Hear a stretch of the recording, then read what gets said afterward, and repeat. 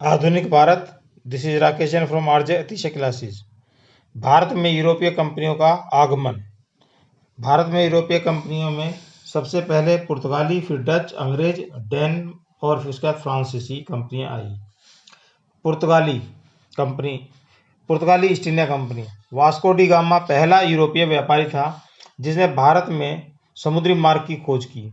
वह 1498 ईस्वी में कालीकट के समुद्र तट पर उतरा। इस अभियान में अब्दुल मजीद नामक गुजराती उसका पथ प्रदर्शक था। पुर्तगाली समुद्र साम्राज्य को एस्तादो द इंडिया कहा गया है। पुर्तगालियों का भारत में पहला गवर्नर फ्रांसिस्को द अल्मीडा 1505 से 1509 ईस्वी था। 1509 ईस्वी में अल्बुकर्क भारतीय क्षेत्र में पुर्तगाली गवर्नर नियुक्त किया गया। 1510 ईस्वी में उसने बीजापुर के यूसुफ आदिल शाह से गोवा छीन लिया। पुर्तगाली वायसराय नानहू डी कुन्हा 1529 से 1538 ईस्वी ने 1530 ईस्वी में कोचीन की जगह गोवा को राजधानी बनाया।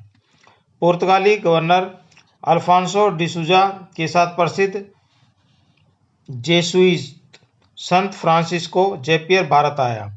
1632 ईस्वी में शाहजहां ने पुर्तगालियों को हुगली से बाहर कर दिया। 1622 ईस्वी में पुर्तगालियों ने अंग्रेजों को बंबई प्रदान किया। अपनी नौसेना शक्ति के आधार पर पुर्तगालियों ने भारत में घोड़े के आयात पर एकाधिकार कायम किया।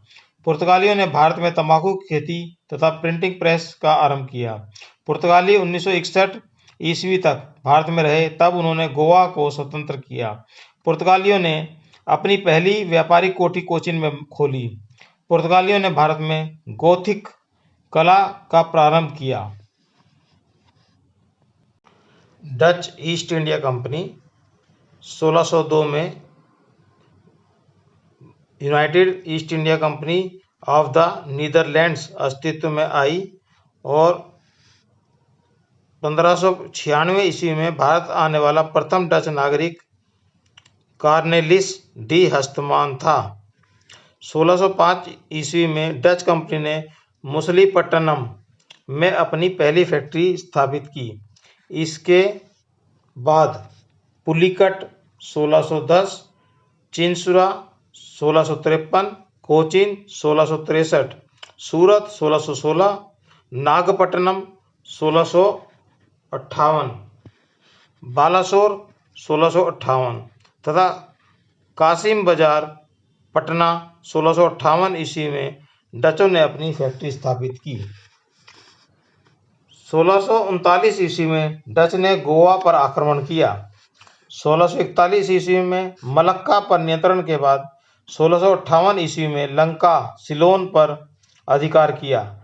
डचों ने पुलिकट में अपने स्वर्ण निर्मित पैगोडा सिक्के का प्रचलन करवाया। 1759 ईस्वी में बेदरा की लड़ाई में अंग्रेजों क्लाइव के हाथों पराजित होने के बाद डच कंपनी का नियंत्रण भारतीय क्षेत्रों से समाप्त हो गया। भारत में डचों के आगमन के कारण भारत का सूती वस्त्र उद्योग निर्यात की सर्वोच्च स्थिति में पहुंच गया। इंग्लिश ईस्ट इंडिया कंपनी 1600 ईस्वी। This is Rakesh from RJ अतिशय क्लासेस। अब भारत में ईस्ट इंडिया कंपनी कब आई? सन 1599 ईस्वी में जॉन मिल्डेन हॉल नामक ब्रिटिश यात्री थल मार्ग से भारत आया। इंग्लिश ईस्ट इंडिया कंपनी की स्थापना 1600 ईस्वी में हुई थी। प्रथम अंग्रेज कैप्टन हॉकिंस जेम्स फर्स्ट का राजदूत बनकर जहांगीर के दरबार में 1608 से 1611 ईस्वी में आया था। जहांगीर ने हॉकिंस को 400 का मनसब दिया था। 1615 ईस्वी में ब्रिटिश ईस्ट इंडिया कंपनी ने सर थॉमस रो को जहांगीर के दरबार में व्यापारिक केंद्र स्थापित करने की स्वीकृति लेने भेजा। प्रारंभ में ईस्ट इंडिया कंपनी में 217 साझेदार थे और पहला गवर्नर थॉमस स्मिथ था। 1611 ईस्वी में दक्षिण पश्चिम समुद्र तट पर सर्वप्रथम अंग्रेजों ने मुसलीपट्टनम में व्यापारिक कोठी की स्थापना की। अंग्रेजों ने अपनी पहली फैक्ट्री सूरत में 1608 ईस्वी में स्थापित की। 1651 ईस्वी में शाह शुजा ने अंग्रेजों को बंगाल में व्यापार का विशेषाधिकार दिया। 1717 ईस्वी में फर्रुखसियर ने ईस्ट इंडिया कंपनी को बिना कर दिए बंगाल में व्यापार का अधिकार प्रदान किया। 1757 ईस्वी में बंगाल के नवाब सिराजुद्दौला को प्लासी के युद्ध में पराजित कर अंग्रेजों ने राजनीतिक शक्ति के रूप में अपना वर्चस्व स्थापित किया। 1764 ईस्वी में बक्सर युद्ध तथा 1765 ईस्वी में इलाहाबाद की संधि के बाद ईस्ट इंडिया कंपनी को बंगाल, बिहार तथा उड़ीसा की दीवानी प्राप्त हुई।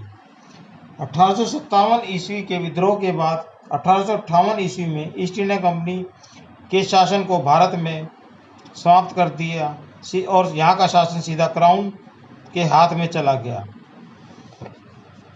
डेनिश ईस्ट इंडिया कंपनी 1616 ईस्वी। This is Rakesh from RJ अतिशय क्लासेस। डेनमार्क के व्यापारिक कंपनी का गठन 1616 ईस्वी में हुआ था। इस कंपनी ने वैंकोवर तमिलनाडु तथा सरामपुर बंगाल में अपनी फैक्ट्रियां स्थापित की। 1845 ईस्वी में डेन लोगों ने अपनी भारतीय वाणिज्यिक कंपनी को अंग्रेजों को बेच दिया तथा भारतीय क्षेत्र से उनका नियंत्रण समाप्त हो गया। यूरोपीय कंपनियों के भारत आगमन के क्रम में फ्रांसीसी ईस्ट इंडिया कंपनी सबसे लास्ट में भारत आई। दिस इज राकेशन फ्रॉम आरजे अतिशय क्लासेस। लुई 14वें के समय 1664 ईस्वी में फ्रेंच ईस्ट इंडिया कंपनी की स्थापना हुई। 1674 ईस्वी में फ्रांसीसी मार्टिन ने पांडिचेरी की स्थापना की। 1731 ईस्वी में डुप्ले भारत में फ्रेंच गवर्नर बना। लंबे समय तक भारत में अपने नियंत्रण के लिए अंग्रेज तथा फ्रांसीसी संघर्षरत रहे। प्रथम कर्नाटक युद्ध 1746 से 1748 ईस्वी अंग्रेजों व ऑस्ट्रिया के उत्तराधिकार युद्ध से प्रभावित था। आक्साला शैपेल नामक संधि के संपन्न होते ही भारत में भी युद्ध समाप्त हो गया। दूसरा कर्नाटक युद्ध 1749 ईस्वी से 1754 ईस्वी में हुआ। इस युद्ध में फ्रांसीसी गवर्नर डुप्ले की हार हुई। पांडिचेरी संधि से युद्ध विराम हुआ। कर्नाटक का तीसरा युद्ध 1756 ईस्वी से 1763 ईस्वी के बीच हुआ। पेरिस की संधि होने पर यह युद्ध समाप्त हुआ।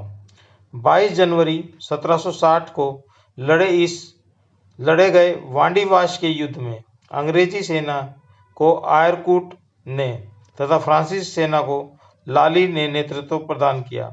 इस युद्ध में फ्रांसीसी पराजित हुए। यही पराजय भारत में उनके पतन की शुरुआत थी।